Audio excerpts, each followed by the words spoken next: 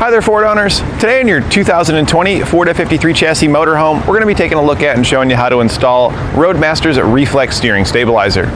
And this is what our steering stabilizer looks like when it's installed. It clamps onto your tie rod, and it also attaches to the suspension over here on the side, right out here where it attaches to the axle. And this provides a dampening as well as a spring resistance that ensures that your steering wheel stays in the center. So what this does for you is it helps to reduce all the effort that you have to put into keeping your motorhome going straight down the road. Because whenever you hit a heavy crosswind from a semi that flew by and it wants to push you to the side, you have to correct to compensate for that. And this stabilizer here is always trying to pull back to center to give you assistance in doing so. Same thing when you hit a pothole and your steering wheel wants to jerk to the left or to the right because of the pothole you hit. The absorber inside here, the shock absorber, is going to dampen some of those impacts so you won't feel it as much in the wheel, and that means there's going to be less that you have to correct for every time that you hit. And with the spring in place here, if it does push your wheel off to the left or to the right, you can see that if it were to go to this direction, it would compress the spring, and the spring wants to maintain in its normal resting position here, so it's going to then expand itself to return back here. Likewise, if it were to go off to the right, it stretches out our spring, and that spring wants to again return back to this position. So it really takes a lot of the effort of going straight down the highway, getting to your destination, does a lot of the work for you, and it really does just help make it feel like you have more control over your motorhome. So what this means in the end for you is that you're going to have more energy when you reach your destination because you weren't doing all the work yourself, keeping your motorhome going straight down the road. This might be the difference of you getting to your destination and going to sleep immediately without a stabilizer versus having that energy you need to maybe set up your campsite and get a few things ready so when you wake up fresh in the morning, you're ready to just enjoy your day. You don't have to do any of those tasks you would have to do to get your campsite or anything set up. Adding a steering stabilizer is a pretty quick and easy upgrade. You'll receive all the bracketry and hardware you need in the kit to get it installed, and really it can be done in a matter of minutes right in your driveway. We are on a lift here just so you can get better shots, but this could easily be done on the ground, and it's almost better if you do it that way. So why don't you follow along with me and we'll show you how to get it installed. Now before we put our parts on, we're going to go ahead and hit our test course so we can get a baseline of how our motorhome feels. We're going to start by going into the uneven bump section, which is going to simulate hitting a pothole. So we're going to go ahead and hit that now. And this motorhome does a fairly good job of absorbing that impact. We've got a little bit of sway here. You can kind of feel it going on, but it does recover fairly fast. This is one of the better motorhomes out there as far as the ones I've just baseline tested. It does have quite a bit of rock that you can feel going on, and you can kind of see the steering wheel here wants to move around when it hits those bumps. Some things to help combat the steering wheel wanting to move on you is a steering stabilizer. So I really suspect that's going to make some differences there. We do got quite a bit of bounce there, it feels like in the back as well, and some rear sumos will help absorb that. And we do got a little bit of sway here in the front, and we can help minimize that with some front sumos as well. And you could always put sway bars on as well to combat against sway, but if you're really trying to combat against bounce and stuff, then these sumos are usually a better option. We hit the even bumps course after that, which would simulate pulling into a driveway or a speed bump, and that's where we're talking about the bounce we had in the front and back. So I think we are going to be able to make some pretty good improvements there. That should help the ride quality as well as the items that are in the back that are kind of bouncing around. Should help soften those up to extend the life of your various china and other things that you've got back there. We're heading into our slalom section next, and this is where we're going to simulate an evasive maneuver.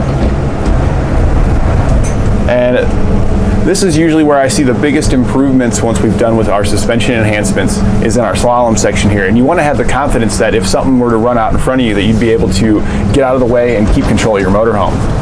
So we're going into it now, and we do have some sway. It does feel fairly good. We've got a decent speed going here for such a large motorhome, but it does got some rock. We can hear a few things bouncing around there. It's nothing slamming open real loud, but we could hear some things moving. So we're going to go ahead and get it back in the shop now.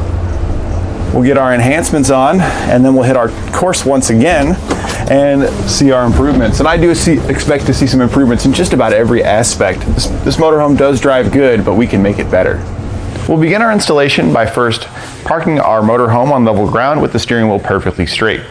We need it to be straight when we tighten down all of our hardware to ensure that it's directing our steering wheel in a straight path. We're going to be working on a lift at first, so you could do this at home if you wanted to. You could use your leveling jacks to lift it up to give you more room to work. And we can get most of the parts installed, but we're going to leave them loose because it does need to be all the way on the ground with the suspension loaded to get that final adjustment. So we're going to head underneath now. We'll begin our installation down here underneath on the driver's side. We're just behind the axle here. This is the U-bolt that attaches to our leaf spring. We want to remove the nuts from this U-bolt. We don't want to do the one on the front, just the back. We're going to use a 1 1/8 socket to remove the hardware. You'll want to save your hardware. We are going to be reusing it.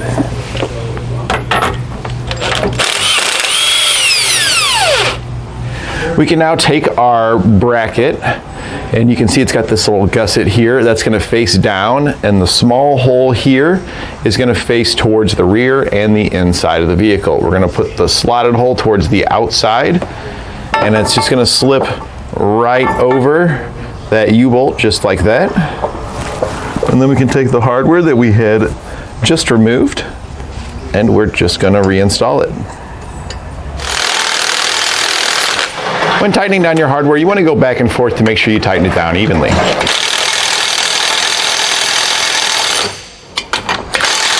We can now torque our hardware to the specifications outlined in our instructions.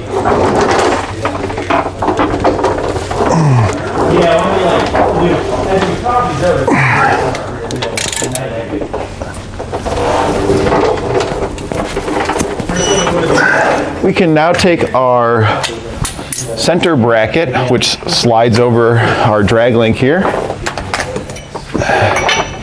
And we can see here where it's going to slide onto it. It cups around the bottom side, so we want it to angle on the bottom here. We'll then use the U-bolts that come in the kit to drop down over top. We can then take a flat washer, slide it into place, and then secure it with a nylon locking nut. We're going to do that for the other side of this U-bolt, and then we're going to slide a U-bolt on the other side in the open slots over there and secure it with the same hardware. We can now run these down a bit. We need to be able to slide this down the shaft and be able to rotate it to get the proper orientation, but we do want to kind of take out a lot of this slack. We want to go back and forth too because we want to try to get our U-bolts tightened down evenly.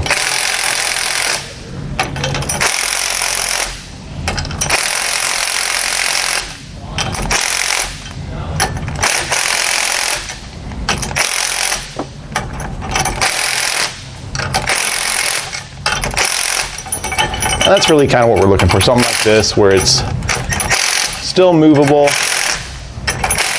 but it's a little bit more manageable. It's not flopping around too much.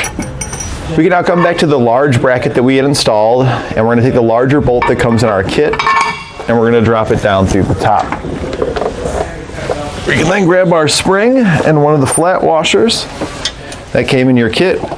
We're going to slide a flat washer on first, and then our spring. So we just kind of line those up, push that through, and I like to just rest it kind of on the tie rod to help support the weight while I'm getting the hardware installed. So I'm going to grab another flat washer and a nylon locking nut,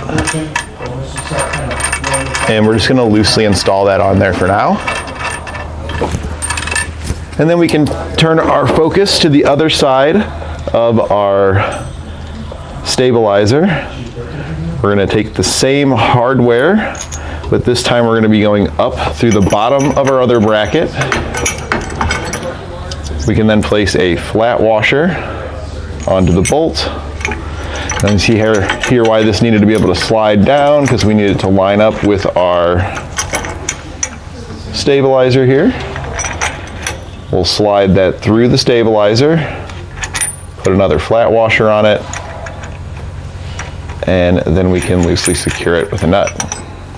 We can then go back and tighten down these end bolts that we just inserted with a 19mm socket and wrench.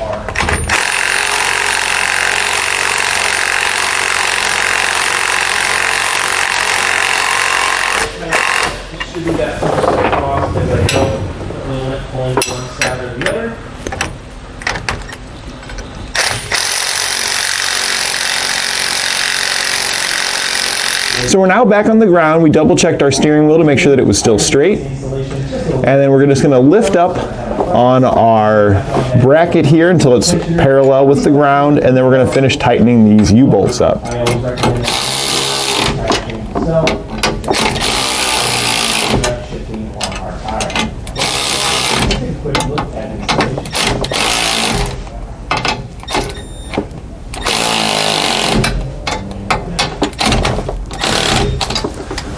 Now that we've got those tightened down, we can go back and torque all of our hardware to the specifications outlined in our instructions. I think the VR are excellent at that heavy-duty application, as you mentioned. Now that we've got everything tightened and torqued, we can go ahead and take our motorhome out and take it for a test drive. We want to verify that the steering wheel does track straight. If it seems to want to turn the wheel to the left or to the right, then your steering stabilizer here is likely not perfectly centered. It's an easy correction to do that. You just pull it back into your level ground again, loosen up these U-bolts here at the end. Double check to make sure that wheel is perfectly straight, kind of maybe move the bracket around a little bit to make sure you're getting any kind of binds out of it, and then just retighten those down because it was just offset a little bit to the left or the right, which causes a slight pull. So you just need to make sure you got it perfectly centered. We're gonna go drive it now, and if everything drives straight, our installation's complete. So now that we've got our enhancements installed, we're gonna hit our test course once again to see how they have made improvements. We're gonna hit that uneven bumps course first, simulating a pothole. And this motorhome already drove pretty good before, but right when we hit that first pothole, you can definitely notice a pretty big difference. We don't have quite as much sway, and in the steering wheel is where I noticed it the most. The impact here in the wheel when I hit that bump, before it had a pretty good jerk to it, it's quite a bit less here in the wheel. So when I'm going down the road, I feel like I'm not gonna have to compensate nearly as much now, thanks to our enhancements. We're coming into the even bump section now, and this is gonna simulate going over a speed bump or maybe pulling into a driveway. And before we had a little bit of bounce at the back when we would go over these. We still have a little bit of bounce back there, but it does seem like it has reduced it a little bit. And that can help, again, extend the life of our components and keep things from bouncing around as much in our motorhome when we're going down the road. We're gonna head into the slalom section next, and that's usually where I notice the biggest difference when enhancing these motorhomes, because they do tend to have quite a bit of sway if you have to go into an evasive maneuver. So we're gonna get up into this section here, and I was feeling pretty confident with this motorhome before, so we're gonna have a pretty decent amount of speed with us when we go into that. Some of the other motorhomes I'm kind of creeping going into it because I don't have the confidence. But the goal here is to give you the most confidence as possible so you're comfortable driving your motorhome. So this is actually a pretty good speed, and it feels pretty good. We do have some sway because we are actually at a pretty good speed here. This is pretty aggressive for a motorhome here, and it does have a little bit of sway, but it actually feels very good. This almost feels almost somewhat like driving a van in a way, not so much like a motorhome.